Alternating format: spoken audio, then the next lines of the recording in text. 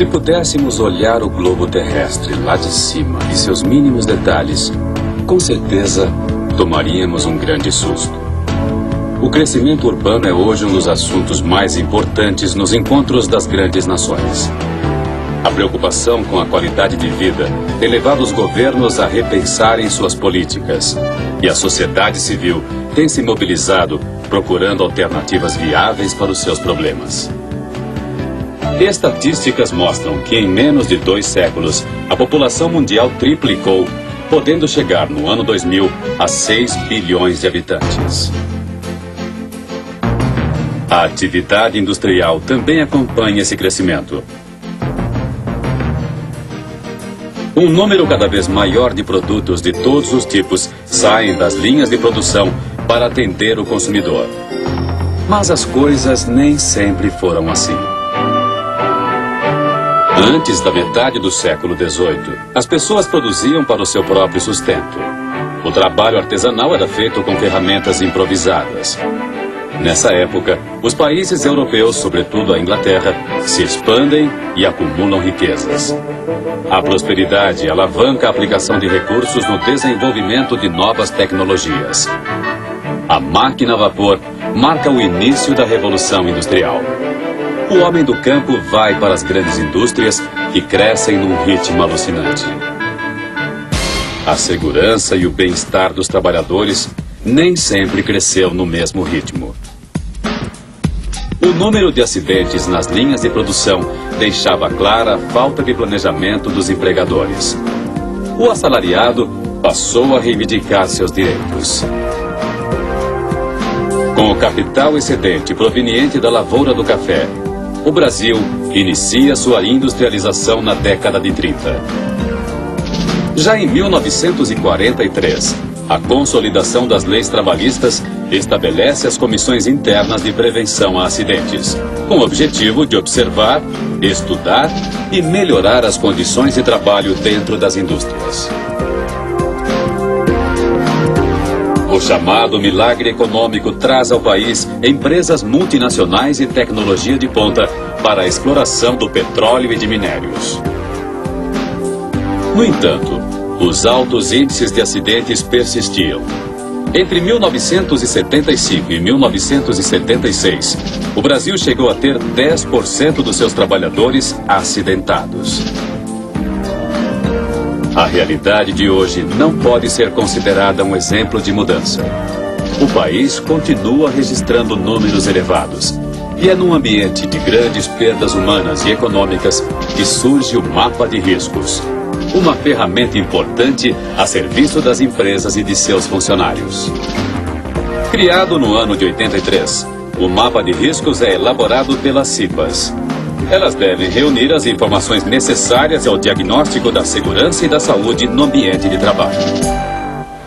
A portaria número 25 de 94, que altera a número 5 de 92, ela estabelece que todas as empresas que tenham CIPA devam fazer o mapa de riscos. Para o profissional de segurança, o mapa de riscos proporciona uma identificação de agentes que numa inspeção normal ele não conseguiria, porque a metodologia utilizada pelo mapa proporciona uma investigação, um diálogo com o trabalhador sobre as condições de trabalho. E ele, que está há mais tempo nesse ambiente de trabalho, dá muito mais informações do que você conseguiria num espaço curto de tempo fazendo uma inspeção.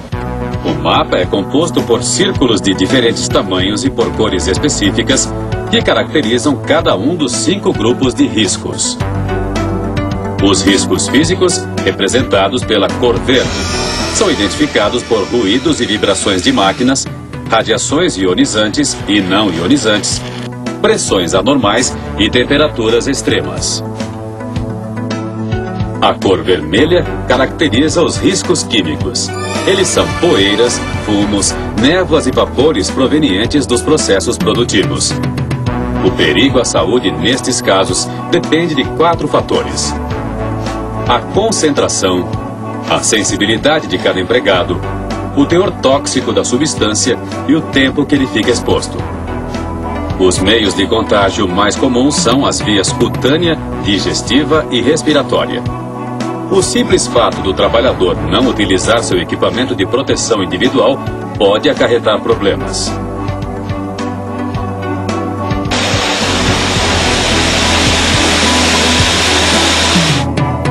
Os riscos biológicos, identificados pela cor marrom, ocorrem no contato com certos micro-organismos. Os trabalhos em hospitais e laboratórios são exemplos deste tipo de risco. Da mesma forma que os riscos químicos, a contaminação por agentes biológicos se dá pelas vias respiratória, cutânea e digestiva. O quarto grupo é composto pelos riscos ergonômicos e representado pela cor amarela. Eles surgem durante a execução das tarefas diárias, como a falta de mobiliário adequado, jornadas excessivas e monótonas, esforço físico exagerado e incorreto, falta de iluminação e repetitividade. As consequências deste tipo de risco são o estresse, lesões físicas e problemas psicológicos sérios. O quinto e último grupo identificado pelos especialistas é o dos riscos de acidentes. Para sua representação foi usada a cor azul. Podem ocorrer nos mais diversos locais de trabalho e fora dele. Instalações prediais inadequadas, como a falta de corrimão, ferramentas defeituosas, máquinas e equipamentos sem proteção e a falta de treinamento específico podem levar à ocorrência de acidentes. Como elaborar o mapa de riscos? Sua confecção é bastante simples. Exige dedicação dos membros da CIPA e de todos os envolvidos no processo. O primeiro passo é setorizar a empresa, ou seja, separar todas as etapas produtivas.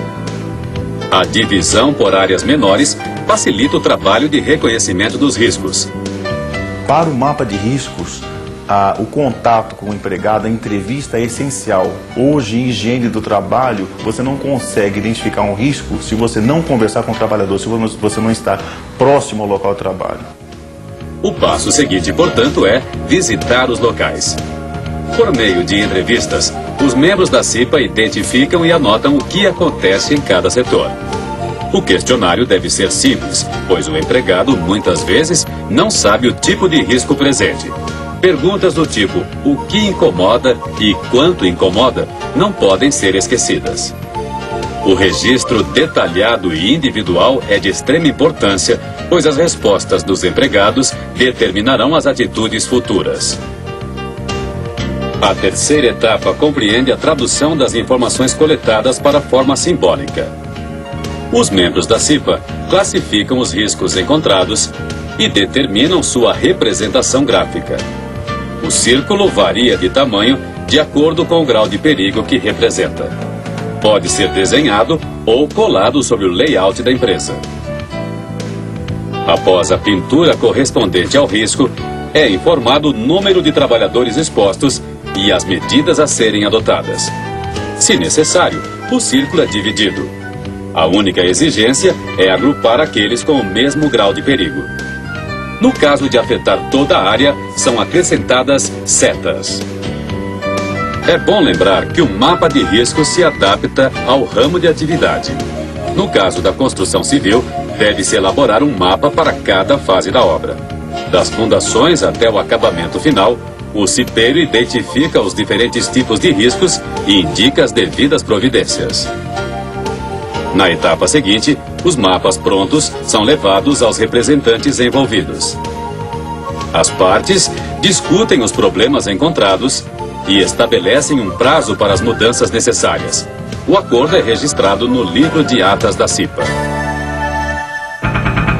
A informação é hoje uma ferramenta fundamental em todos os setores da economia. Não utilizá-la é caminhar na contramão da história. A obrigatoriedade do mapa de riscos dentro das empresas é, antes de tudo, um processo de conscientização. Ele é dinâmico porque possibilita o aperfeiçoamento. Deve ser revisto sempre que necessário ou a cada nova gestão da CIPA. Ganhar ou perder? Sem dúvida, todos ganham. Por um lado, o empregador, na diminuição dos acidentes e processos trabalhistas, na redução de custos e no aumento da produtividade. E por outro, o empregado, com a certeza de um ambiente de trabalho mais saudável e seguro.